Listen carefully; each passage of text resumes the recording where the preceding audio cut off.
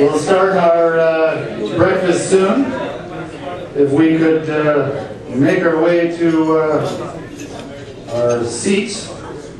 And as I generally do, I'll just make a few introductions while you're sitting down. We have some interesting people, I think, here. Proteek Ahuja of Interglobe. Where's Proteek? Yes, right over there. Prominent operation here, one to watch, certainly here in Philippines. Another one, Infosys. We have Lynn Espinosa here. Where's Lynn? Yes. They're making a big push here. So their GM was supposed to be here, but he stayed up until 3 a.m., so couldn't come, I think she told me. We have Eric Nielsen, the regional head of Regis here. A nice fella, of course. We have a couple of guys from RCG, a prominent U.S. IT-oriented outsourcer. One, Rick McGonigal, and their head of finance, Paul Belitz, is here. Henkel, we have a couple of people from Henkel here. Freddie Corpus, yeah, and another person whose name I can't remember.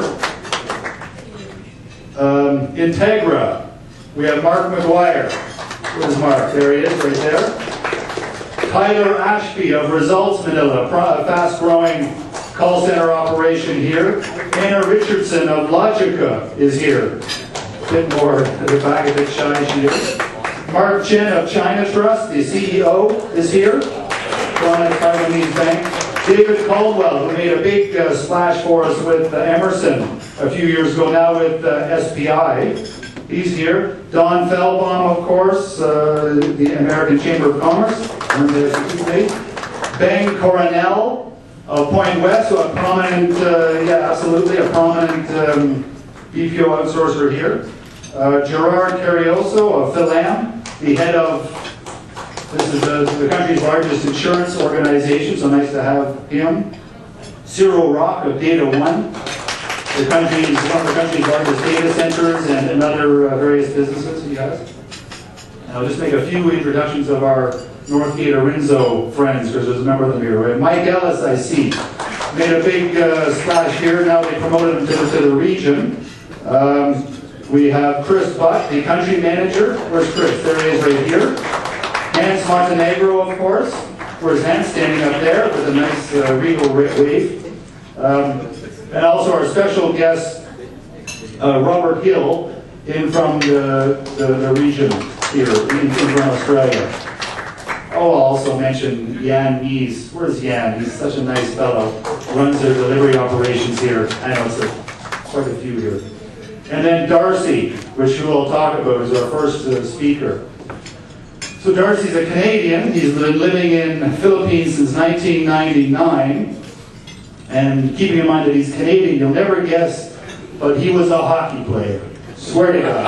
And actually, he was more than just a hockey player. He was a professional hockey player in his younger days. And actually did quite well with it. Later on became I'm told, even a wrestler for a short time, but that's another story. But then became a CPA, which he doesn't strike me as a CPA type, but has a big personality. He's a big guy, so he became more of an entrepreneurial type. He originally came to the Philippines with TELUS. This is one of Canada's largest telcos, and helped them set up their international division in Asia. That is now a large 10,000 plus person employer here in the Philippines, and with other operations throughout the region. And they're also now a client of NorthgateArinso, so a good relationship there. He started a company called DFI, which provided ERP services throughout the Southeast Asia region, which was later sold to Datacraft. I'm sure you know is a prominent provider throughout the region.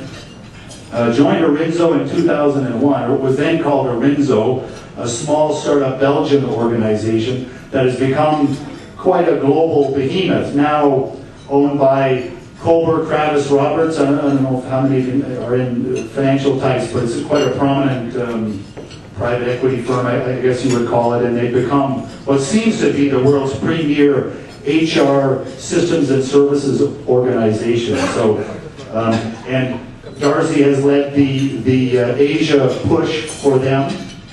When they came, they were doing work throughout Asia, in much of Asia, except for Philippines. Since then, he has made Philippines one of the, seems to me, a hub for the company, moved their largest global delivery center to Philippines, and it's become a large, you see the number of sales guys based here. It's certainly one of their key hubs for the Asia region. So good to see him doing that. Yeah, so I'll introduce Darcy Lalonde, the president of Asia, Pacific, Middle East, and Africa for NorthgateArinso. Thanks very much. Good morning, and yes, everybody does normally guess that I'm an accountant. I was called the accounting mangler in my professional wrestling days.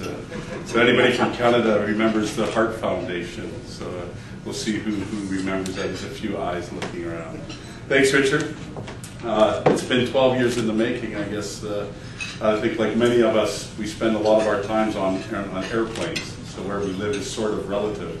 But back in 1997-98, I did a small project with the Asian Development Bank, sort of fell in love with the country. And as Richard said, I've been through the region, but I've always lived in the Philippines and had to keep bringing my businesses to the Philippines.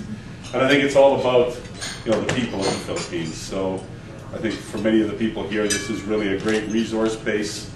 And this is really why we keep focusing on the Philippines. The national market grows. Asia as an emerging market is an exciting time for all of us. So that's where I got this kind of sleep disorder title, which is, it's not apnea, it's apnea. So it's, again, an emerging markets region for us at NorthgateArinso. So Asia, Pacific, Middle East, and Africa. So it's I've got half the world under my thumb. What we're going to talk about today is really a launch of something that we're pretty excited about, and within human resources, and that's everybody sort of asks, what do you guys do? So unfortunately, as a brand, we're still not on the fingertips of everybody. So it's again something we're working very hard on, and we paid a bunch of marketing people when we were Arinso. We were bought by Northgate.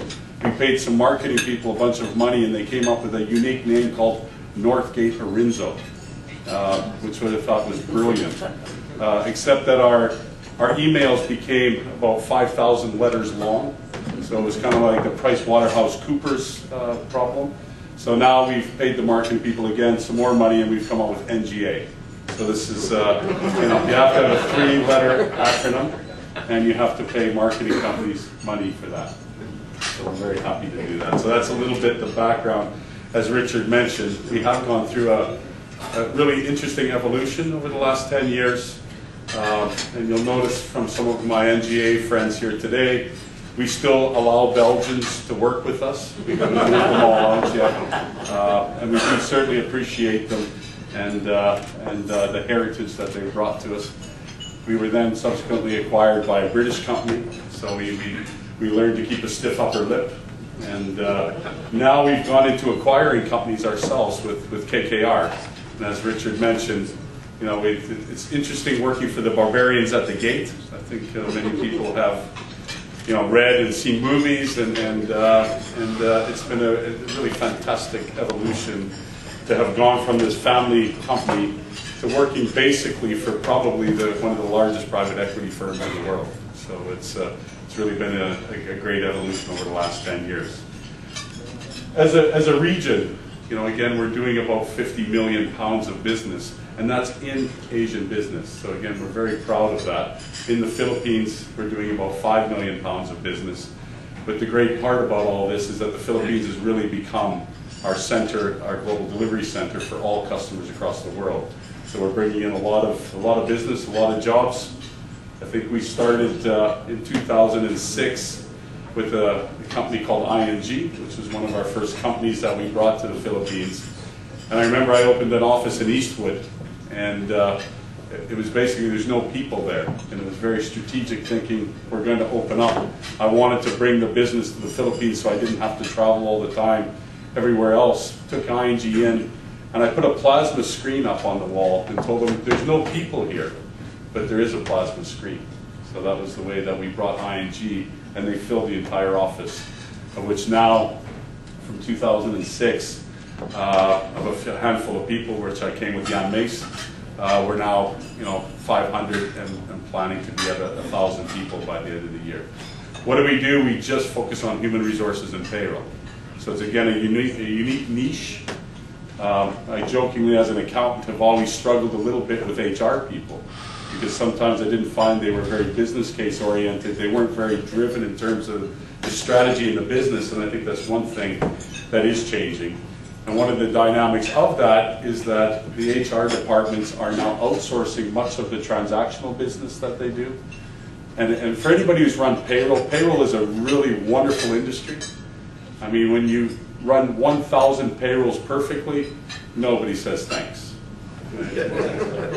You screw up one payroll, and everybody from the CEO down is on your back. So it is really a pretty tough industry, but it's something that we're very focused on and we specialize on. And more do we see companies outsourcing their payroll. In terms of our customer base, we have the big multinationals, so we have the Shells, ExxonMobils, INGs, Barclays Bank, and on and on and on.